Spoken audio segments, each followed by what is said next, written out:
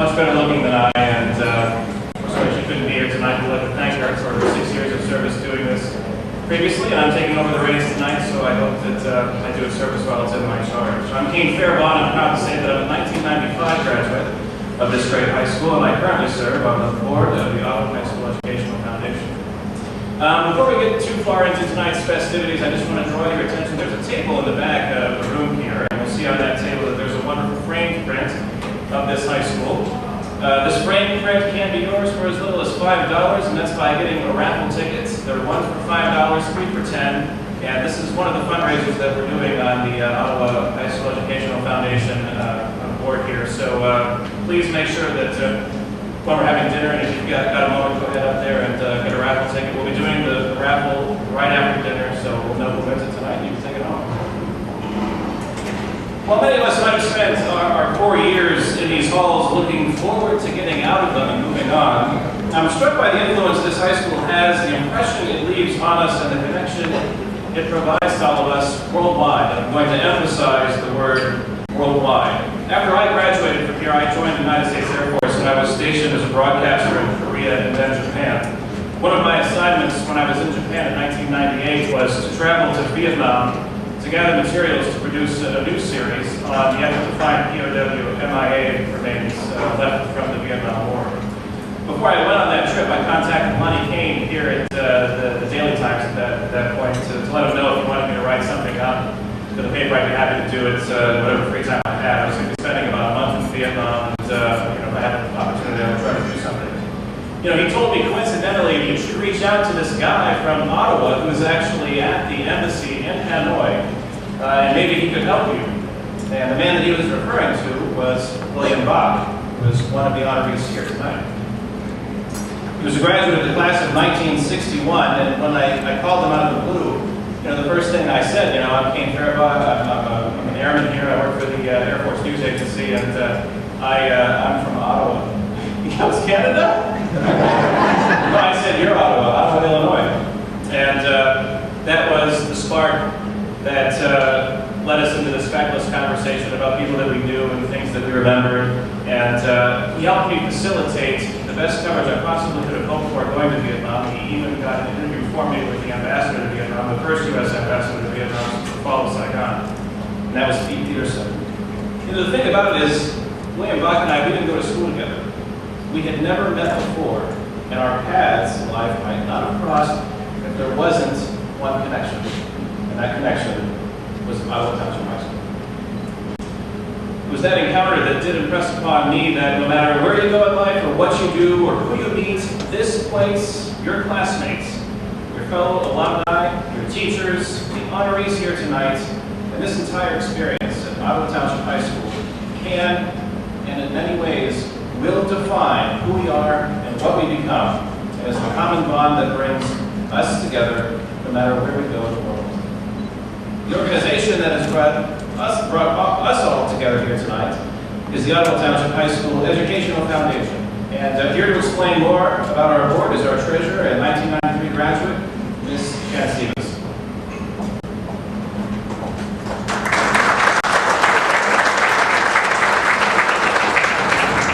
Good evening. The Ottawa Township High School District 140 Educational Foundation was established in 1993. The foundation's mission is to secure and channel private funds to support and promote the educational programs and activities of OTHS students. The foundation is a 501c3 nonprofit foundation and is independent from the school. We have several board members here tonight, and I ask that they stand to be acknowledged. Kane, as he mentioned, is a board member. We have Natalie Schmidt, who is currently serving as our secretary. Mr. John Fisher, a former teacher here as well. Kim Novak and Linda Evanson. Thank you. Through generous donations, the foundation has provided grant funding to purchase new equipment, promote innovative teaching initiatives, and augment scholastic resources beyond the fiscal constraints of the school's normal operations. The foundation has provided approximately $250,000 in such grants to date. In addition to the Hall of Fame, the foundation is responsible for the courtyard project outside of Kingdom Gymnasium. The courtyard project was developed by the foundation as a funding mechanism through the sale of bricks, benches, statues, and lights. The courtyard project is an enhancement to the school while also providing exposure to the arts. The foundation also sponsors student and teacher of the month programs to encourage and acknowledge accomplishments. Our hope is that with additional contributions and growth, the foundation will continue creating an ever-increasing impact on OTHS and its students.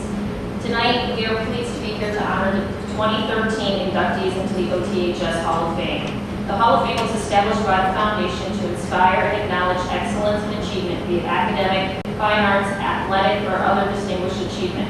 We hope that current students will be inspired by the standard of excellence and accomplishments achieved by their predecessors, and that a culture of excellence and achievement will continue to be felt at OTHS. We are very pleased that our 2013 group of inductees continues to establish a high standard of excellence. We are proud of what you mean to Ottawa Township High School and look forward to your induction this evening. Thank you. Okay, in 2012, the music program under the direction of choral director Roger M. and band director Sarah Reckmeyer set a new state record by scoring 1,083 points at the solo ensemble contest. That remarkable accomplishment, by the way, that's a record. That remarkable accomplishment paved the way for the music program's 16th consecutive state championship. They've had 17 championships overall, something the music program started achieving once I left the program in 1995. In fact, Mr. M does not let me forget. Enjoy some of this award-winning music courtesy of the Ottawa Township High School Flute Sextet under the direction of Miss Sarah Reckmeyer. Performing tonight are band members Serena Armstrong, Adrian Havelka, Haley Eisenhower, Jocelyn Schuler, Monica Soulsby, and Abby Walker.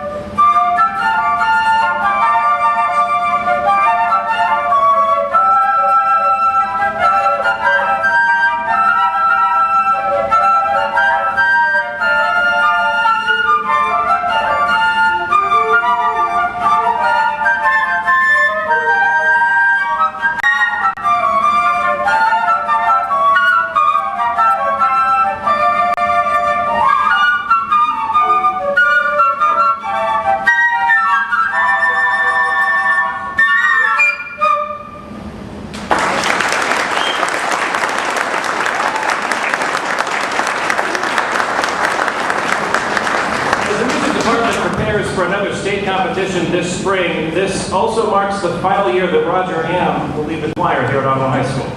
He's been an inspiration to many, myself included, more than you might ever know sometimes, and I consider myself fortunate to have had him as a teacher, a mentor, and now a good friend. And we're all fortunate to have him here tonight, leading the Ottawa High School Jazz Choir Opus 30, who will perform the full version of our school song, Bach.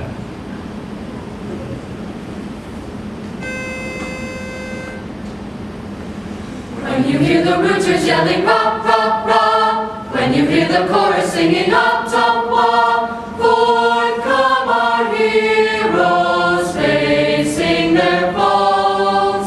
When you see the team go crashing on, rushing on to victory, raise your voices loud and let it play for Ottawa. Crimson and white we're marching onward, courage and strength be up to you.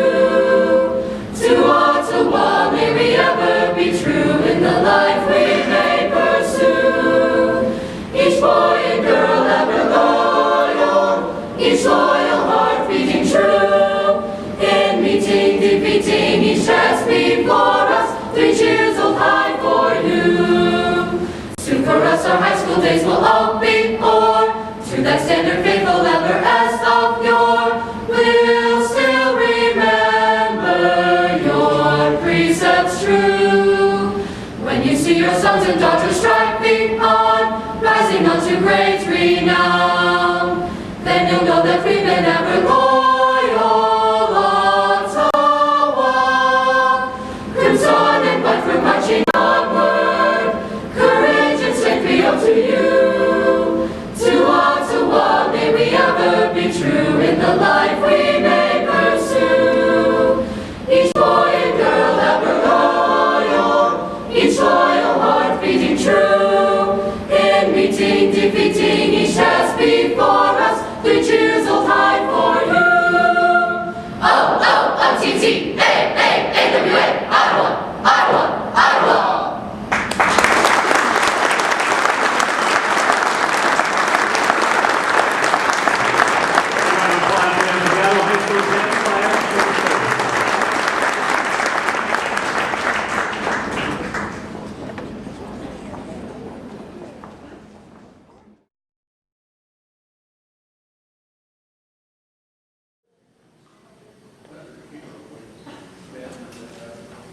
Ladies and gentlemen, thank you for joining us here for the 7th annual Ottawa Township High School Educational Foundation Hall of Fame induction ceremony. It's my pleasure now to introduce 1986 graduate and current superintendent, Matt Winchester.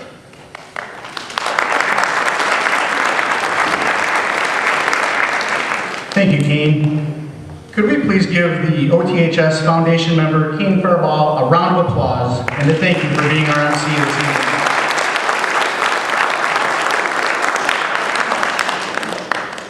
Good evening and welcome to all of our Hall of Fame honorees, family members, and friends. Before we begin the induction ceremony, there are a number of people who spent countless hours putting together tonight's dinner and induction, and I would like to thank them. Please hold your applause until I get through all the thank yous. I would like to thank the Decade, Nominating, and Selection Committee members for their hard work during the selection process.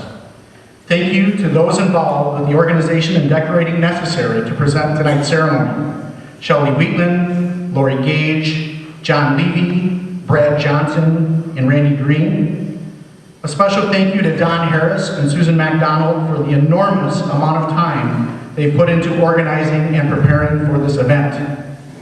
Thank you to our band and choir students for performing, and directors Sarah Reckmeyer and Roger Am. Thank you to Nick Schwartz, who is taping this evening's ceremony, and OTHS senior student Leah Pastor, who designed and created the PowerPoint presentation you saw on the monitors this evening. Another thank you goes to John Heddle and his staff in the cheese shop for the excellent dinner they prepared. Final thank yous go to the OTHS Educational Foundation under the direction of Sam Maselli, Foundation President, Treasurer Shannon Stevens for providing information about the OTHS Educational Foundation, and again to Kane Farabaugh for being our Master of Ceremonies. The dinner and induction would not be possible without the foundation's support. Please give a round of applause to all of the above.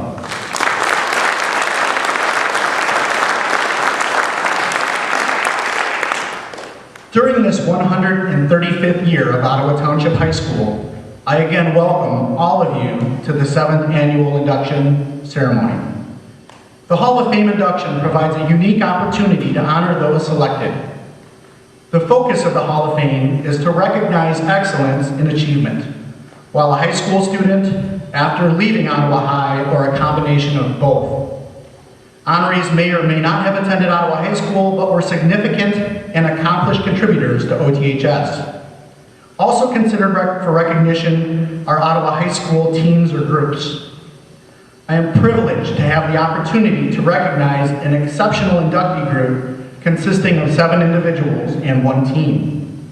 Inductees were selected by way of a 3-tiered selection process, and all are very worthy of the honor. The inductees were chosen because of their achievements and accomplishments in many different areas: military service, diplomacy, international affairs, excellence in teaching and education, coaching, acting, writing and producing, business, public service, sports writing, editing and statistical research, athletic performance, medicine, research, and publishing. They have all affected the lives of many with their accomplishments. The diversity of their achievements is noted in your program. This same text is found on the induction plaques, which will be added to our Hall of Fame wall on the 400 floor, which is near the area where we serve tonight's dinner. The central plaque on the 400 floor wall describes the Hall of Fame, and each year we make it a point to read a specific passage from the plaque. In bold is the statement, "From ordinary beginnings, many, through determination, commitment, effort, and high expectations, have accomplished the extraordinary." I would like to personally thank all of the inductees for their contributions to Ottawa Township High School. You make us proud to be a part of OTHS.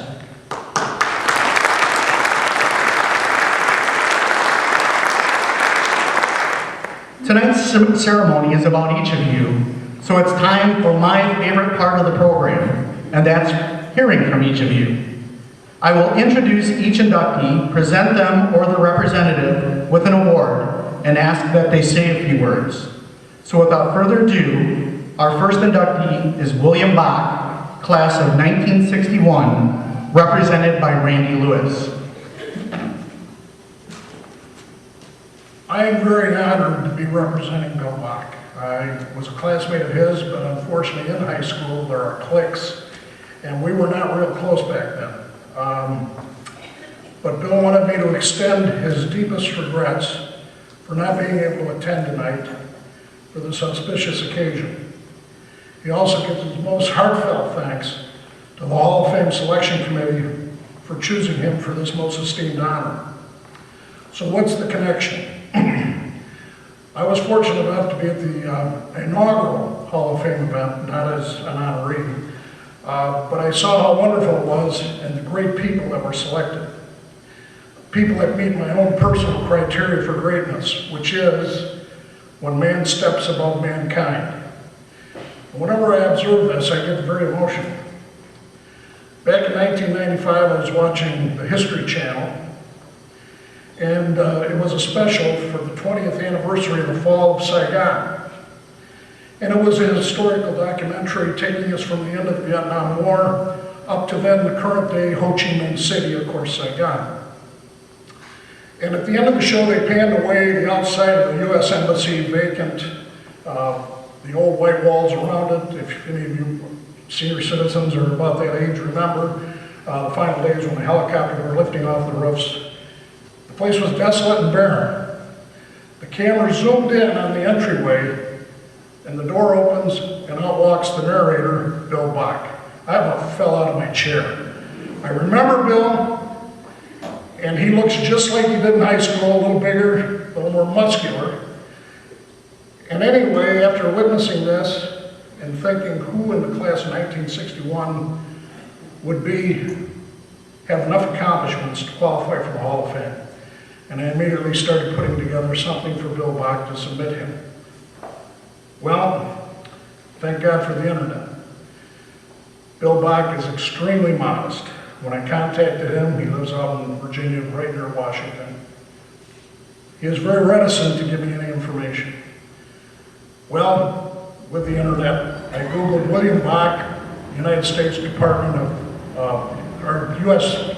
Department of State, William Bach, Balkan Wars, William Bach, North Korean drugs, William Bach, Afghanistan drugs, and just remember, Google him and you'll find all about him. And throughout my research, the phrase crisis management and get Bill was used often. Bill has proven to be a heavyweight in international affairs as well as affairs of state. His accomplishment, contacts, and friends span from the inside of the Washington Beltway to the farthest corners of the globe. The footprint of wisdom Bill Bach left is worldwide. For Bill and his inductees, I am deeply moved. Thank you.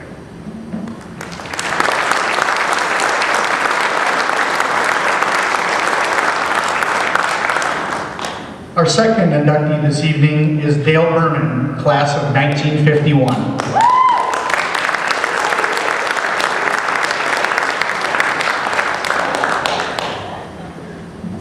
You know, it's great to be up here and look out and see where my homeroom sat 65 years ago, and to have a meal in what was our wood shop, and I was chopping up wood there 65 years ago. So we've come a long way. Well, good evening. I want to thank the OTHS Foundation for selecting me for the Hall of Fame honor. I understand the foundation operation as I sit on 2 foundations boards in Aurora. I also congratulate the other inductees this evening. It's very humbling to be associated with so many people I have admired in the past, and especially the 20 teachers and coaches that I had in school. My family tells me I'm a great storyteller, or at least a storyteller. So this evening, I'm happy there are no politicians in this group because we don't have to listen to any long-winded speeches other than mine. So I'll start by introducing my family. My wife of 55 years, Mary Myers, also an OTHS grad. She was in the same class as Millee Taggart, who is going to be honored tonight. Now, Mary and I met in the local college hangout of the 50s, Jake's Zellerin. So our daughter, Michelle, an NIU grad and a teacher in Batavia, and her husband, Dan Hilliard, who was a manufacturer's rep in the area, and our granddaughter, Lucy, who was a junior at Batavia High School, and Jake, our oldest grandson, is a senior at Northwest Missouri State University and not able to be with us. Our daughter, Nancy, and her husband, Todd Zeese. Todd is the captain in our North Aurora Fire District. And the granddaughter is Bailey in the 8th grade and Kennedy in 4th grade in North Aurora. And our daughter Lynn, an Aurora University grad, and her partner Ashley. Lynn lives in Evanston and works in the loop with PepsiCo. And our daughter Kristen and husband John Chambers. John's a computer consultant. And our grandchildren, Parker in 8th grade, Summer in the 2nd grade, and Peyton, our tag along in kindergarten, and they all go to school in Batavia. So we're blessed to have them near to us and get to be a part of their lives on a daily basis. I'm a first-generation American. My father came from Bergen, Norway, to Ellis Island alone when he was 1917, and ended up on a farm near Newark. He taught himself how to read and write and speak English. I was born in California, came to Illinois at age 10. And I remember getting off the train in Sandwich, my father, my brother, and I walking 2 miles on a gravel road, carrying my suitcase to my aunt and uncle's farm. I really enjoyed my 4 years at OTHS, especially after attending 6 grade schools, including a one-room school. I was not a very intense student. Football, cars, and girls were my interests, not always in that order. My teachers and coaches never gave up on me, always telling me I could do better. Now, football was good to me. Our senior season, we were 3 wins, 3 losses and 3 ties, very consistent. And I didn't come off the field from the first kickoff to the last play of the season. Now, playing in the Big Ten at Northwestern was exciting. And then 2 years semi-pro football with the Aurora Clippers gave me a different perspective on football. And in 1956, I just got out of the Army, and OHS had a 9-0 season. I attended a football banquet with Eric Parseghian was the speaker. And Northwestern had just come off a 0-9 season, so he was very happy to be associated with somebody the winner. But I got a chance to talk to Parseghian after the meeting, and I talked to him about returning to Northwestern, but he did not have a scholarship available at that time. Now, Jerry Bretag was a sports editor on the DeKalb Herald, and introduced me to Howard Fletcher, the head coach at NIU, and I enrolled there to get a degree in business. And Jerry later wrote glowing reports of my accomplishments on the football field. I worked 5 years at Leon's Ford between my Northwestern and NIU years. 2 of those years I was in the Army. But working 3 shifts at Leon's Ford proved to me that what I didn't want to do for my future.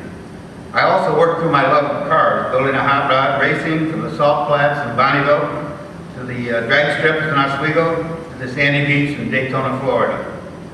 And I joined IBM when I graduated from NIU and sold computers in education and government. My big year was selling 8 community colleges, including IBCC, their first computers. But what I'm most proud of was selling and implementing OHS's first data processing for financial and student accounting on the old IBM punch cards. Maybe some of you remember those. We did the high school's first computer student scheduling at the IBM Data Center in Chicago. And it was a real thrill to return and work with my high school. I have enjoyed my service to my community of North Aurora and its 16,760 residents. 22 years on the village board and ready for another 4 years as mayor. In 10 elections, this is the first that I do not have an opponent. I love football. It has given me a college education, many friends, and many memories. Not without challenges, though. I've had spine surgery, both knees, hip and shoulder replaced, an ankle fused, and 2 heart stents. They say that football players do not have pain, just continuous discomfort. So I want to thank my family, my former teachers, coaches, and friends for never giving up on me. And I look forward to a great future, and it truly has been a good life. And thank you, OHS Foundation.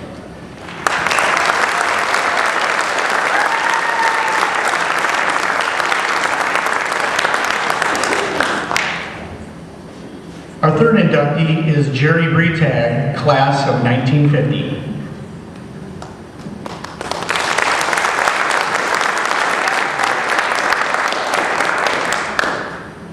Thank you very much.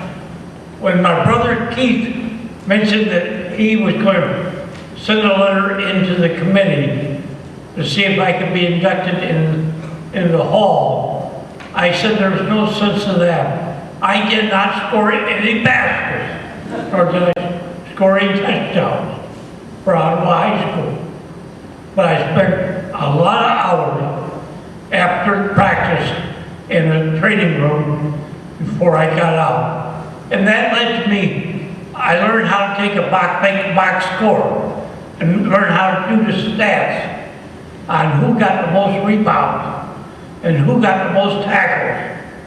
And that led me to a career in journalism. In my first summer after graduation, the newspaper here in Ottawa called me and asked if I was interested in a part-time job in the sports department. And I thought that was wonderful. I said, yes. So I took that, and eventually I got to know the sports editor of the DeKalb Chronicle, and he recommended me for his job after he left.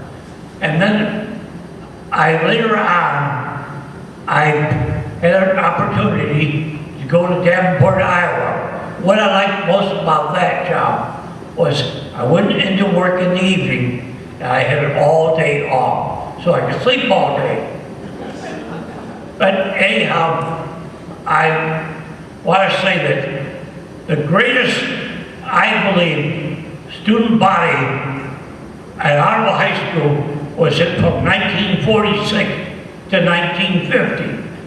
Of course, I'm prejudiced, but I entered high school as a freshman, and I was scared to death, not only being a freshman, but I had just recently been released from the hospital after some work had been done on my legs. And I was so afraid that somebody would bump me or push me or something, and I'd fall flat on my face. And then I'd be so embarrassed to even get up.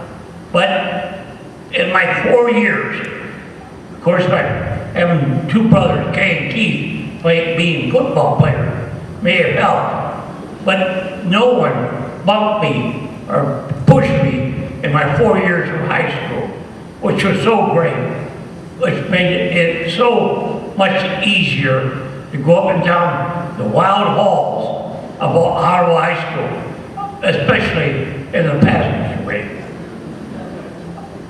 This honor, I have to, everyone thinks of different honors or events that happen in their lifetime.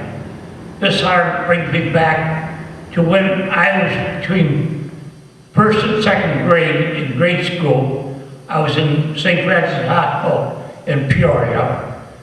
And in my room was the doctor who had worked on my legs previously, and a therapist, and two nurses. And he came over and said, "Mr. Bretag." And right away I looked around and thought my dad was there. And I said, "Are you talking to me?" He says, "Yes." He says, "I want you to slide out of bed there, stand on your 2 feet. You can hold the bedpost." And I said, "I don't have my leg braces here, nor do I have my cane." The doctor said, "You're going to stand on your 2 feet without the braces or the cane." And I managed to slide out of bed, held onto the bedpost, and I could not believe it. I was standing on my own 2 feet. This was the first time in my life I was stood up without the help of braces or a cane. And I made a mistake of looking over at my therapist, and she was crying. So what happened? She was crying, so I let loose, and I started crying too. But the doctor said, "Well, I've got 2 couple crybabies here. Let Jerry back in bed." And while the two helped me back in bed, the therapist said to me, "I was praying for you all the way." And that was a great highlight in my career, my years. And that battling of the bad legs. And I can remember when I was working there,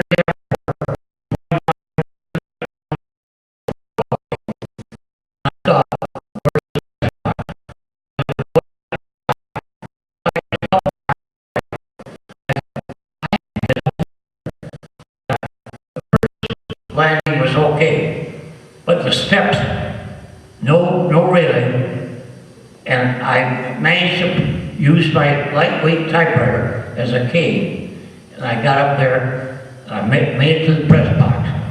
I said to myself, "Why in the hell did you bring this profession? Why didn't you work behind the desk, and so you wouldn't have to be climbing up steps?" But I want to steal something that Dale mentioned last night. It's great to receive this honor when you're still alive. Thank you very much. I thank everyone for this help.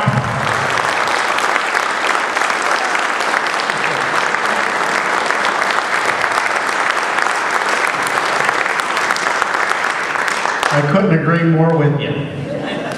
Our next inductee is Dr. Charles Eldridge, class of 1960.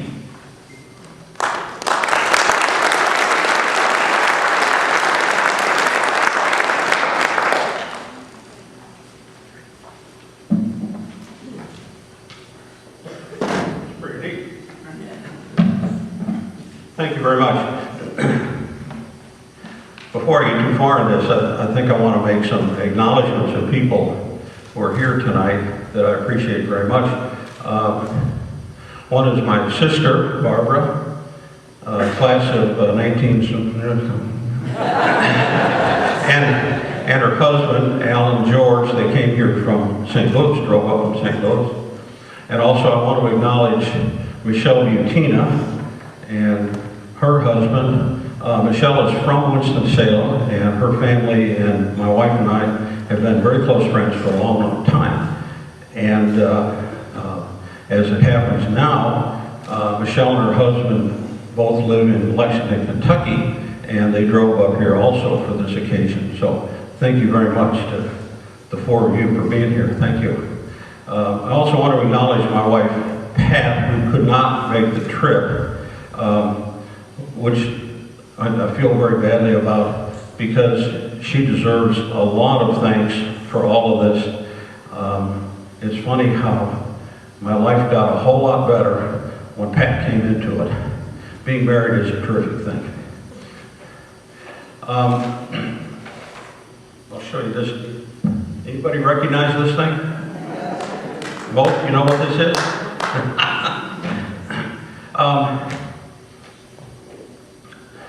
In the last couple of months, since I found out about this, it's made me very reflective about a lot of things, especially about where you came from and who it was that raised you and how they got you started and going. So of course this makes me think about my parents, first of all. And as is the case for everyone, any of you here who was in around my class time, the late 50s, the early 60s, you know the same story that I know, which is our parents came of age during the Depression. A long, terrible decade of real struggle, followed by a world war, followed not too much longer after that by another war. And for them, growing up and being young adults was really a very difficult, and I think I'm not understating, it was a pretty awful experience in a lot of ways. And we were raised to understand that. We were raised to understand that the sun was now shining in this country, and it was time to make some hay because the sun was shining, finally. It was shining much more than it did for them. And so I thank my parents for not letting us forget that. In other words, it's time now you guys have a chance to do some things. The second thing that my parents did for me was their sense of faith. They taught me that God created this world and everything in it, all of the people in it, and people are born with talents. And one of the parables in the Bible is that you should not bury your talents. You should go out and use your talents, whatever God has given you. But the best way to do that is to walk with God while you're doing it. My folks were people of very strong faith, and they taught us to hold on to God's hand all the time, and that He would help us maximize these talents. So I stand here giving thanks to God and giving thanks to my parents who led me to all of this. But of course, I also have to say some things about my school. Do they still do this? When you get your yearbooks, they have a big deal and you go around and get them signed, right? They still do this? Look at all this that I got here. And so I was looking at my yearbook, especially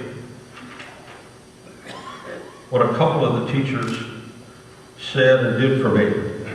I'm going to say something about three teachers that meant an awful lot to me, and all three are Hall of Famers.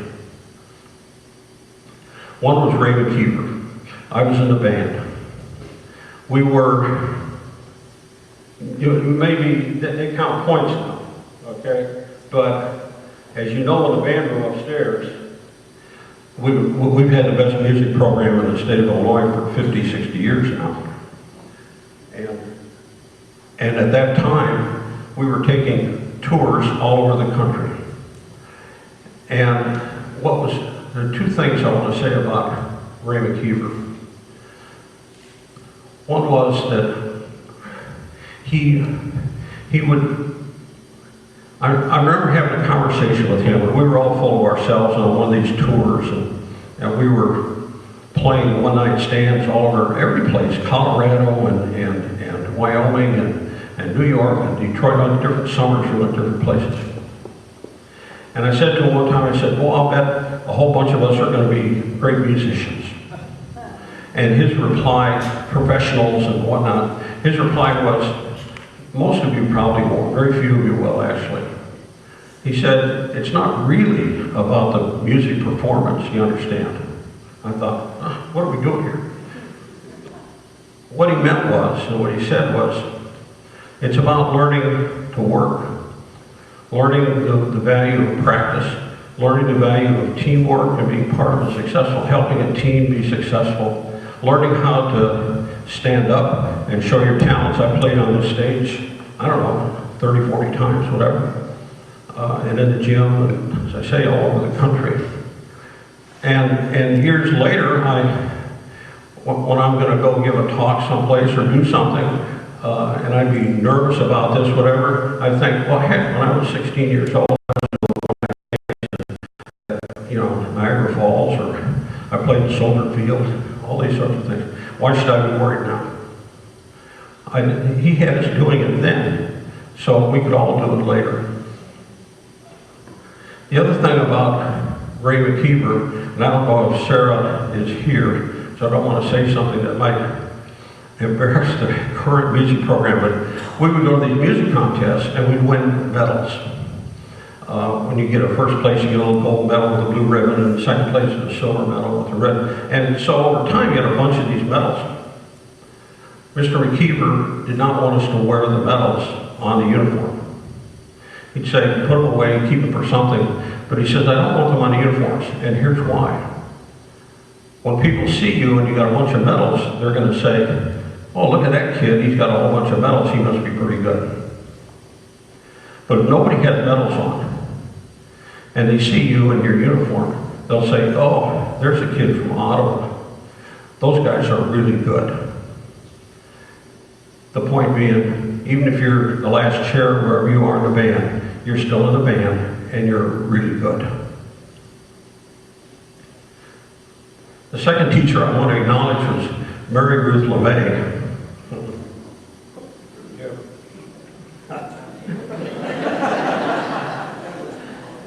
Mr. Harris knows. Mr. Harris knows Miss LeMay real well. I had both of them were teachers, algebra. And I had Mary Ruth LeMay for Algebra 2. And she gave me an F one time for a 6 weeks grade. And the reason she did that was I didn't do the homework. And I didn't do the homework because I didn't think I needed to do the homework. But the assignment was do the homework and turn it in. I didn't do it. She threatened to fail me.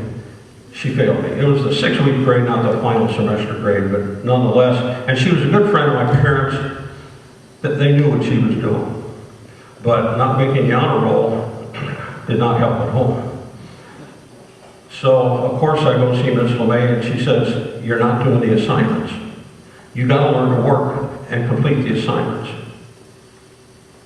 Well, still to this day, I'm a person that has trouble finishing assignments all the time the right way it's supposed to be. But boy, she taught me the lesson, do the job, do what you're told to do, get it done well, and get it done right.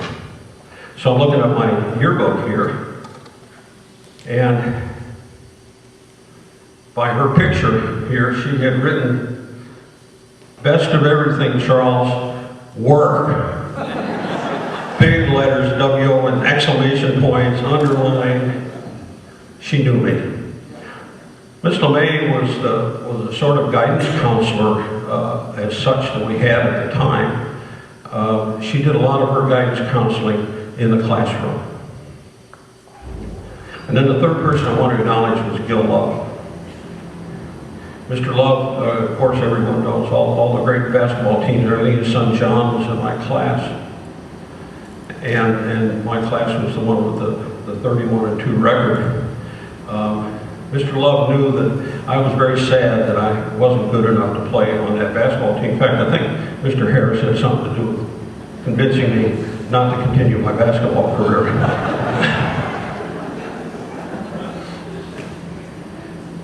But Mr. Love was, again, a family friend, and we loved that man. He was a wonderful, terrific person. And he wrote on my yearbook, too, he said, "Play life as a game, and you can't lose." I'm sure he said that to a lot of people in their yearbooks and so on. And at first I interpreted that, you know, keep hustling, keep trying. You didn't make the team, you'll make something, keep going, going, going. But in time, I've reflected on what that meant. It meant a lot more than just try hard. It meant learn to play on a team, help a team win. It's a much better feeling even. It meant learn to play within the rules. Life has rules of all sorts, just like sports. And you're not going to play your best game if you're in foul trouble. He meant learn to take some coaching. We all need coaches. We all need expert help at times. And in fact, maybe you can become a coach of a sort and help people learn. Help them improve their game.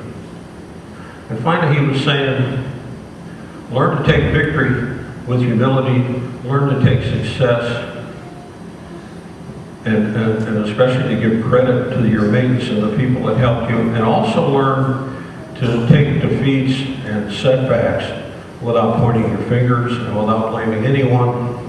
You've got another game coming up. You've got to get ready for it. So what I wanted to say was this. In the school system in the town that I grew up in, and the two are inseparable, Ottawa and the high school are really all part of the same thing. I came out of here not understanding at the time, but later I did. It was more than just the reading, writing, arithmetic. It was more than just content knowledge. It was learning how to live life as an adult and to do something in the world, in the adult world. And how many of you here are teachers or have been teachers or anything? Raise your hand, Barb, Kelly, right? You know that the effect that you have on your students is more than just content knowledge.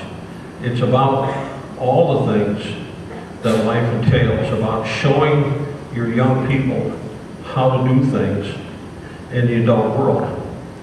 And so I would say to Ottawa High School, and on behalf of my class, I see Art and Lee here, on behalf of my class and the classes around my class who came along at this period of time, I accept this for them on their behalf, because when you honor us, you honor yourselves. We're the product of what you did. And so for that, we have everlasting thanks. Thank you very much.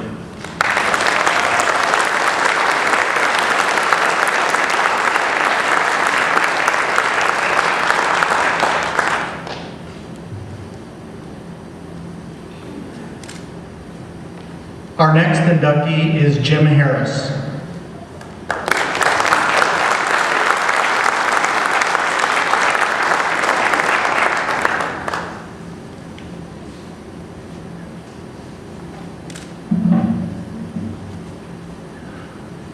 When I decided I was going to have a career in teaching, the first thing I did was enroll in Western Illinois University. And one of the first people I ever saw in my math class was Dean Riley. And every day, Dean would see me and say, watch out for Ottawa basketball. And I had no idea where Ottawa was at the time, and I had no idea that I would someday be teaching and coaching here at Ottawa High School. let alone being put in their Hall of Fame. I've had a very fortunate life. First and foremost, I have a great family. My wife, Louise, my 2 sons, Don and Steve, their wives, Patty and Vicki, 5 grandchildren with their spouses, Stacy and Chris, Tara, Kelly, Sean, Dave, and Stephanie, and 3 great-grandchildren, Madison, Jack, and Aiden. I've also been very fortunate in teaching here at Ottawa High School to have a Board of Education and Administration that allowed me to teach and supported me very much in my teaching and in the heading the math department. And speaking of the math department, we had a lot of dedicated teachers who were very willing to work with their students, and not only during class, but before and after school, and it made a huge difference. Over my career, we saw many changes in teaching of mathematics. When I started, about all we used was a pencil and paper, a chalkboard, and occasionally a slide rule. And then eventually we got some calculators that would do nothing more than add, subtract, multiply, and divide. And then finally got calculators with many things that they would do. And then we ended up with graphing calculators, and finally on with the computer. And through all those changes, all those years, the math scores always remained well above average. And of course, the main thing in teaching all the time, the main focus is students. And I was always happy to see so many of my students' success in life. I see the accomplishments they make, and it really makes me proud to see so many of them in the Hall of Fame. Matter of fact, 10 of tonight's honorees I happen to have in class. During coaching basketball, I saw many changes in the rules of basketball also. Of course, I wasn't coaching when we had to do a center jump after every basket. That was before my time. But I did see one of the biggest changes was the 3-point basket, and that has really changed the game a lot. And of course, I can also remember the time where it was illegal to dunk. Matter of fact, if you even touched the rim, you got a technical foul. And I'm sure several of these guys over here can remember that rule. Maybe not you, Charlie.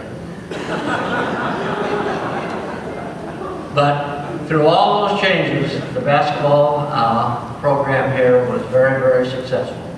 I also had a short stint in coaching track, and we had several successful seasons during my tenure there. And in conclusion, I would like to thank the Ottawa Foundation, the school board, and the administration for all the work they do in keeping the Hall of Fame going, and I'm very proud and honored to be included in this year's Hall of Fame. Thank you.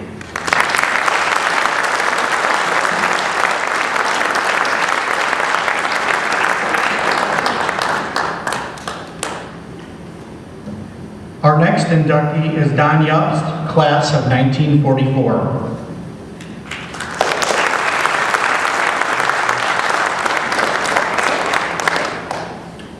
Well, I want to thank the people that nominated me in the first place.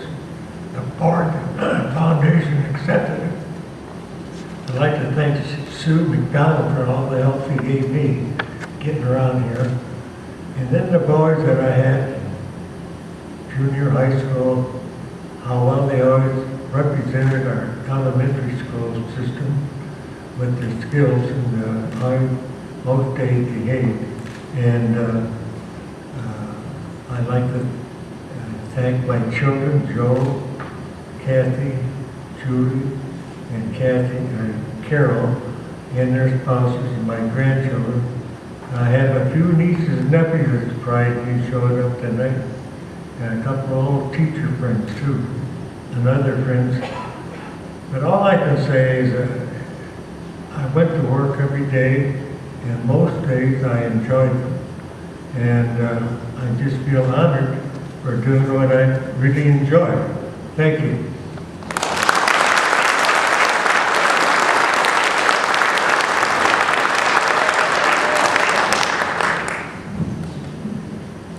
Our next inductee is Millee Taggart, class of 1957, represented by Patty Acuff.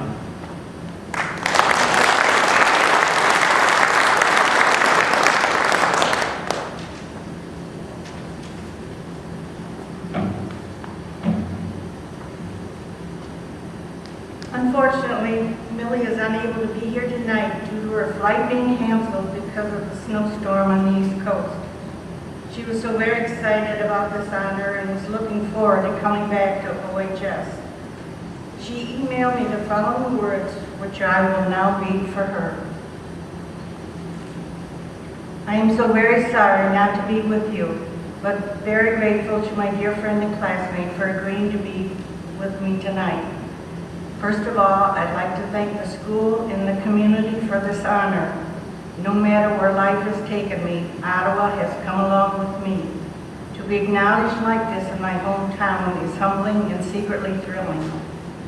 Actually, my acting career began right here on this stage in a play directed by Bretag O'Neill called The Camel with the Wrinkled Knees. I played the title role seriously. Actually, I was half of the title role, the back half. Believe it or not, I was on stage in show business at last.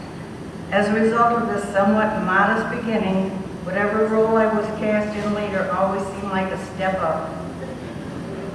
But it was another experience I had in this building when I was a freshman that was truly life-changing. It was spring, one of those sunny, lazy Illinois afternoons. We were outside for gym class, and I had spring fever, and definitely did not feel like playing dodgeball or whatever that day's activity was. So I slipped away from the game and curled up behind the goalpost to read a romance magazine. I liked to dream back then. Actually, I still do. Well, I was discovered. For this infraction, I was sent to the principal's office and then kicked out of school. Things were pretty hardcore back then, but to be fair, I never was very good at following rules. In order to be reinstated, I had to come with my mother to meet with Mr. Willie, the assistant principal. My poor mom had to take off work, but she never wavered in her support of me. I had prepared for a lecture and was feeling pretty defiant and indignant about what I considered a miscarriage of justice and planned to make that very clear. But instead of the expected criticism, what I got was a challenge. Words that quite possibly altered the path of my life. Mr. Willie was kind to me. He even smiled. He told me he had looked over my test scores and was quite surprised at what he found, given the fact that I was barely passing any of my classes. You're smart, he told me, very smart, which was a big surprise for me. So you have a choice. You can use that fine brain of yours to figure out shortcuts, ways to avoid working hard and following rules, and you'll probably be good at it. You won't get very far in life, but maybe you don't care about that. Or, he said, you can figure out what you really want your life to be like and go make it happen, because there is nothing you can't accomplish if you dare to try. Wow, I was stunned, speechless for once in my life.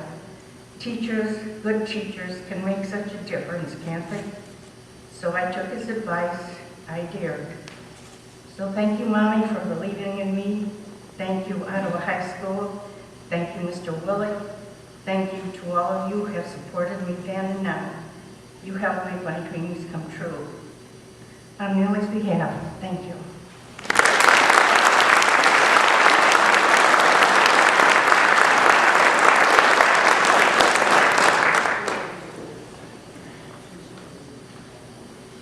Our final inductees are the 1977-78 basketball team. I'd like to recognize the coaches of the team from 77-78. Head coach Dean Riley, represented by Peg Riley, who I believe is in the audience, if you could wave. Welcome. And assistant coach Gary Vansel. Representing the 1977-78 varsity basketball team is co-captain Bob Roth and teammate Kevin Kimes.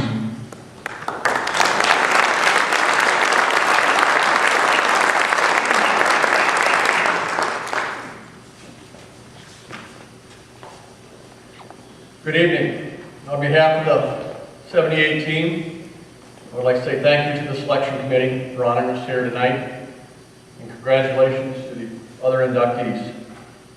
You might notice that we're missing our big guy here tonight. Craig couldn't be here, he sends his regrets. He's hosting a wedding anniversary party for his parents' 60th wedding anniversary. So, downstate in 78, that was our motto 35 years ago. It was a very special time for OHS and the community. But I believe the excitement actually began the year before when we finished the season playing against Peoria Central in the Super Sectional as they went on to win the state title. After the game, all everyone could say was, wait till next year. After the following year began, the long lines for the season tickets. With 4 returning starters, the expectations were high. I speak for my teammates when I say we are very proud to be a part of the rich history of Kingman Gym. The long winning streaks and the sellout crowds. What I remember most was waiting to come out of the locker room before the game and hearing the band play, "We Are the Champions." We would hit the floor in line and proceed out on the floor and put on a slam dunk show for all the fans that got there early. This brings me to what I believe was the biggest game in the history of Kingman Gym. Yes, it was the Lockport game. This game has to go down as one of the best, most exciting, and definitely the loudest game ever played at Kingman Gym. The noise was deafening from the tip-off to the buzzer. We couldn't even hear ourselves talk on the floor. The coaches couldn't even call in plays to change up and put a press on. I've never experienced a high school or college game since that would compare. A couple stories about that game was a few years ago, I ran into Scott Parsage, who played center on that team. Here at the Kingman Gym, his son and my son were playing in the holiday tournament. He came over and the first thing he said to me was, "You remember that game?" Another story was my brother Ken coaches in Texas. He was at a coaching convention in Houston. And one of the main speakers was the previous coach from that Lockport team. He started his presentation with a short story about one of the most exciting, unbelievable games he had ever experienced. And he noted it was in Kingman Gym in Ottawa, Illinois. Again, we are very proud to be a part of what Coach Gil Love started in the history of Kingman Gym. I would also like to mention what a nice job that Coach Mark Cooper is doing to continue that winning tradition. On behalf of my teammates, I would like to say thank you to the coaches, teachers, and administrators that gave us a strong foundation to help mold our character for success. We have great respect for Coach Riley, Coach Vansel, and Coach Harris for all they taught us both on and off the floor. Thank you.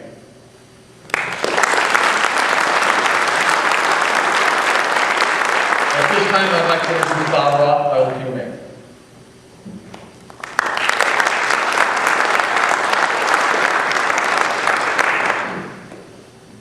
Good evening, everybody. Thanks for coming out tonight. I don't really know much new to say. Kevin covered quite a bit there. I would like to thank my dad for coming tonight. Appreciate that, him getting the experience of seeing this ceremony. It means a lot to me. My teammates, what can I say? You guys were great. We had a good run. 76, 77, 77, 78. I think we only lost 7 games, so, and 150. So we had a pretty good crew of guys. Some teammates that couldn't be here tonight, Tim Bohannon, John Hapley, Tom Henderson, Tony Mason, John Peisker, Mitch Roeder, John Schaefer, Dave Schrader, manager Scott Mills and Doug Jerdy, and of course, ball boy, Brett Sunday. I'd like to thank all those guys too. They were a very big part of the team. We did have a lot of fun, and we had this town buzzing. I know that for a fact. Everybody seemed to be friendly with each other. The community was together, and we're just proud to be a part of that. I'd like to see that happen again someday. But in closing, I'd just like to say that it was a hell of a ride, and we're just glad to be part of it. Thank you very much. God bless.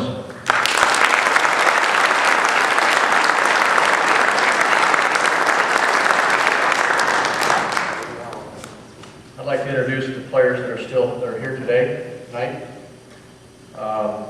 Steve Carr.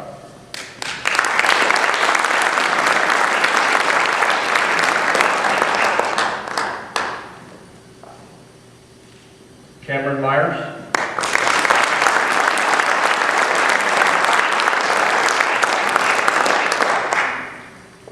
Charlie Schmidt.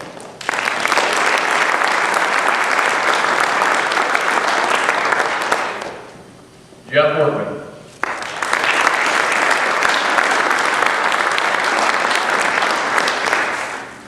Dr. Jeffrey Yilton.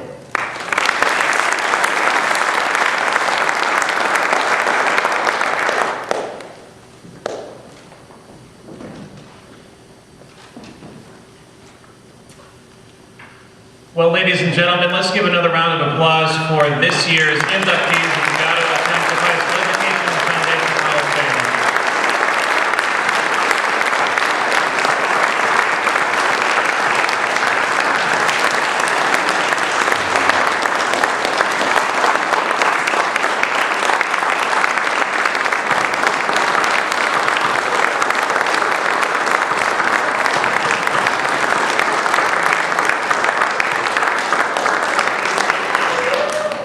It's inspiring, and we're looking forward to having many of you back next year to welcome and honor the new inductees into the Hall of Fame. I want to thank all of you for attending tonight's Hall of Fame ceremony, and on behalf of all of the members of the board of the Ottawa Township High School Educational Foundation, I'd like to thank you, and we do look forward to seeing you again next year. Let's also give a round of applause to Superintendent Matt Winchester. Thanks again, be safe.